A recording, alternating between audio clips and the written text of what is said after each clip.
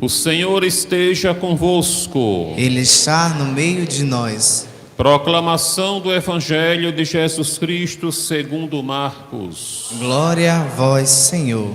Naquele tempo, Jesus saiu de novo da região de Tiro, passou por Sidônia e continuou até o mar da Galileia, atravessando a região da Decápole. Trouxeram então um homem surdo que falava com dificuldade e pediram que Jesus lhe impusesse a mão. Jesus afastou-se com o homem para fora da multidão. Em seguida, colocou os dedos nos seus ouvidos, cuspiu e com a saliva tocou a língua dele. Olhando para o céu, suspirou e disse: Efatá, que quer dizer abre-te. Imediatamente seus ouvidos se abriram, sua língua se soltou e ele começou a falar sem dificuldade. Jesus recomendou com insistência que não contassem a ninguém, mas quanto mais ele recomendava, mais eles divulgavam. Muito impressionados diziam: Ele tem feito bem todas as coisas, aos surdos faz ouvir e aos mudos falar. Palavra da salvação. Glória a vós, Senhor.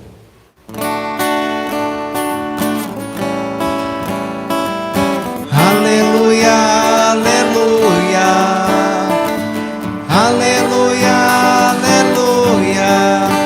Aleluia, aleluia, aleluia. Aleluia, aleluia, aleluia, aleluia. Caros irmãos, as leituras da Santa Escritura nesta Santa Missa, entre tantas mensagens, nos recordam uma verdade fundamental de nossa fé, a de que Jesus Cristo é o Salvador prometido por Deus. Promessa esta que remonta aos tempos do primeiro homem, aos tempos de Adão. E, historicamente falando, concretamente falando, também aos tempos do patriarca Abraão. Porque vocês lembram que no capítulo 3 do Gênesis, depois da queda do primeiro casal, Deus faz com que vislumbrem uma esperança de restauração. Como assim? Quando Deus diz à serpente que uma certa descendência esmagaria a cabeça dela. Naquele momento, Satanás, representado pela serpente, levou a humanidade à desgraça. Satanás venceu nesse momento, porque levou a criação à desgraça. Mas Deus promete reverter o quadro. Olhe, uma descendência vai esmagar a tua cabeça, vai te derrotar, e as coisas voltarão ao que eram quando eu criei tudo com perfeição. É uma promessa messiânica. Messiânica deriva de Messias. Messias é o nome hebraico do prometido por Deus para recuperar todas as coisas. E Deus então prefere criar um povo para que no meio deste povo nasça o Salvador. Esse povo foi o berço do Salvador. É o que ele diz ao patriarca Abraão.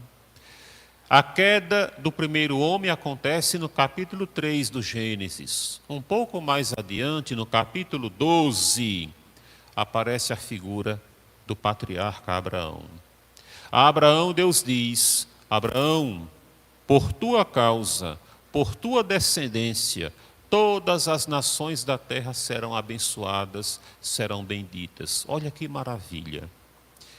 Satanás desgraça a humanidade seduzindo o primeiro homem. Mas Deus promete, Deus garante: olha, Satanás, teu dia vai chegar. Você vai ser derrotado. Alguém vai pisar a cabeça porque ele era representado por uma serpente naquele momento.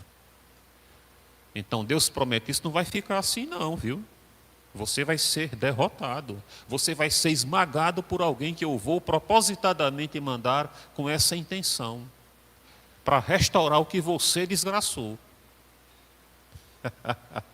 Passa o tempo, um pouco mais à frente, no capítulo 12, chega a vez do patriarca Abraão. Abraão, venha cá.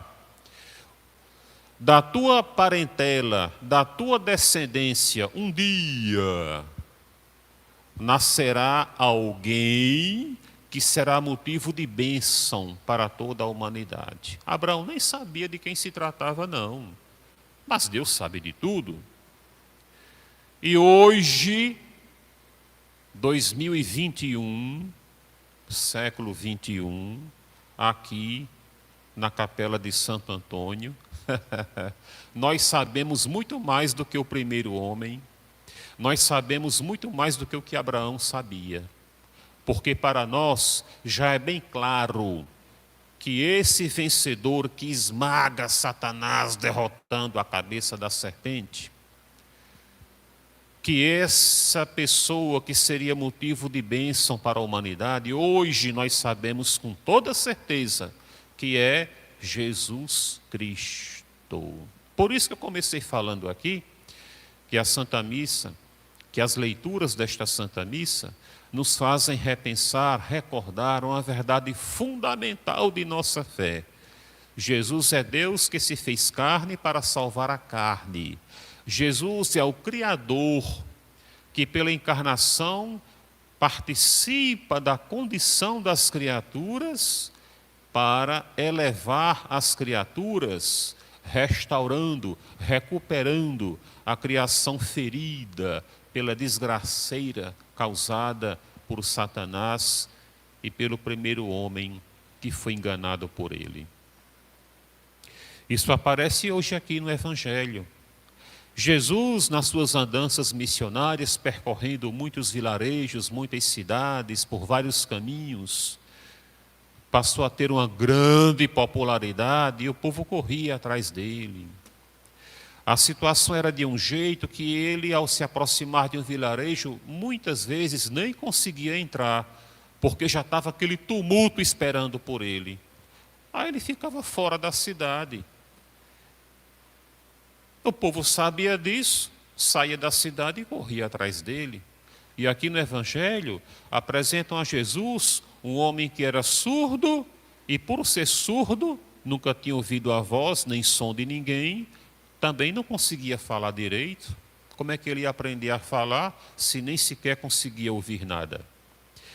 E pedem a Jesus, Jesus, imponha as mãos na cabeça dele, porque com certeza ele vai começar a falar, começar a enxergar, enfim.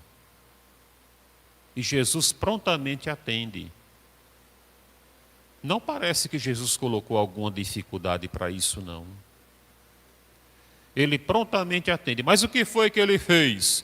Pegou o homem pelo braço, puxou para fora daquela multidão, daquele imprensa.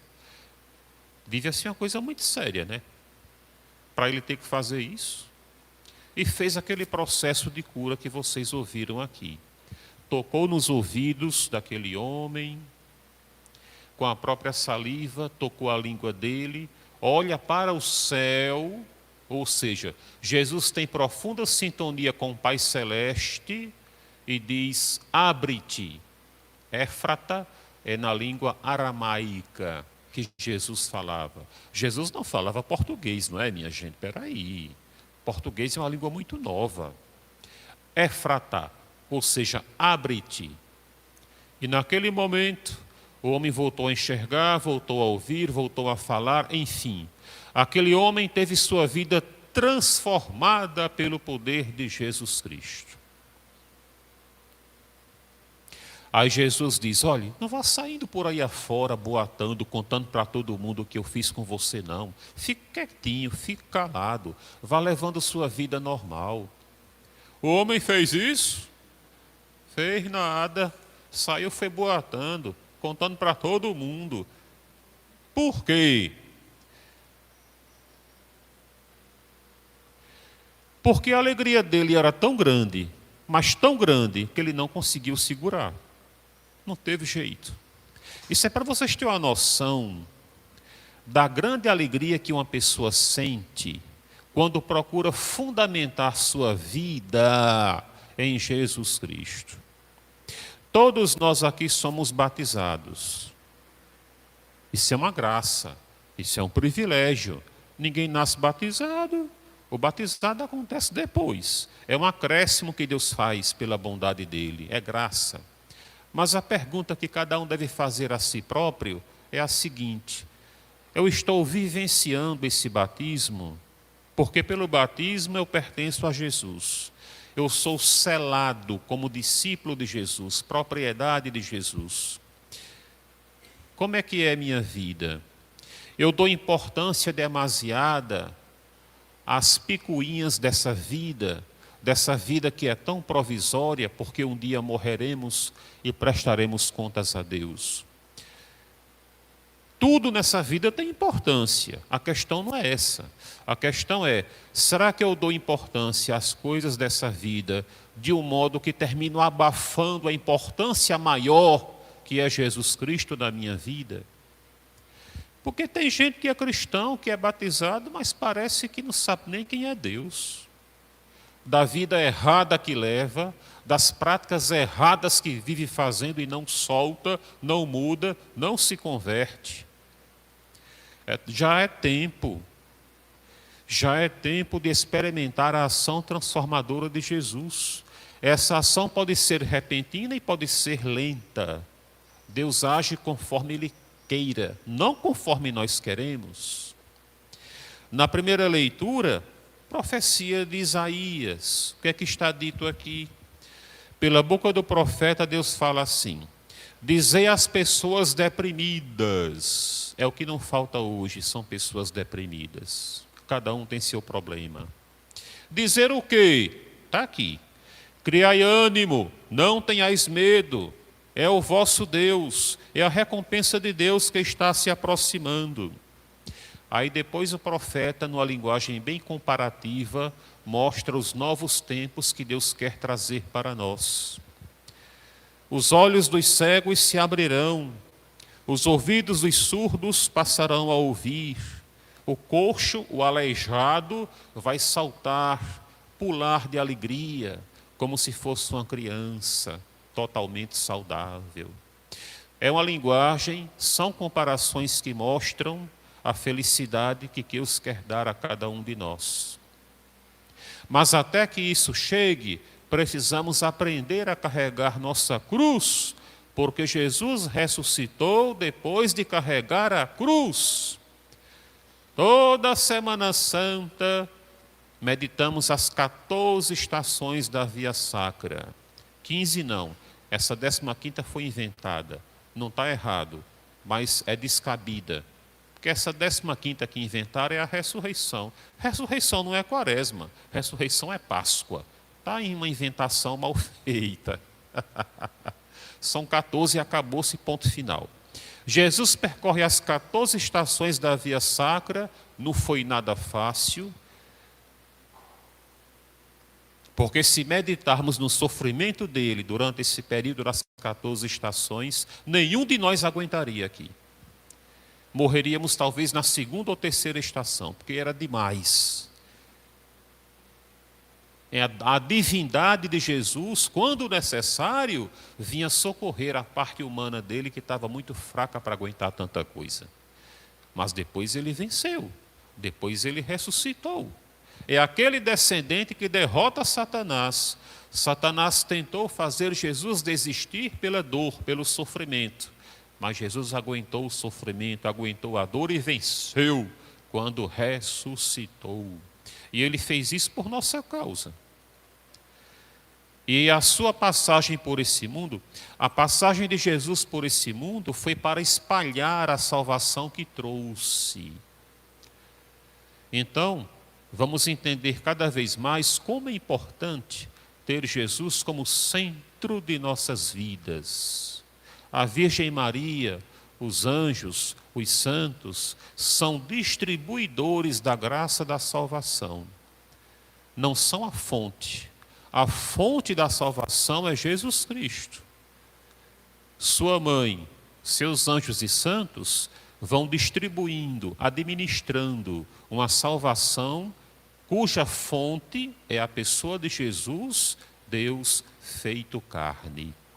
Louvado seja nosso Senhor Jesus Cristo.